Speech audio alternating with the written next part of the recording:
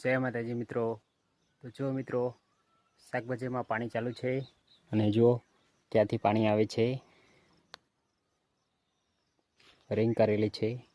જો અહીંયા પાઇપ લગાવેલી છે, તો અત્યારે મોટર ચાલુ જ છે।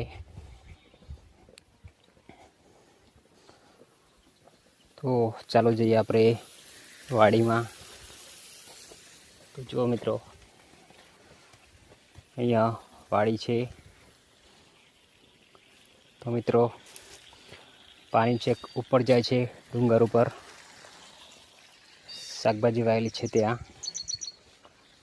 તો મિત્રો જુઓ, અહીંયાથી પાઇપ આવે છે અને અહીંયા ડુંગળી વાવેલી છે। તો મિત્રો, ડુંગળીમાં પાણી જાય છે।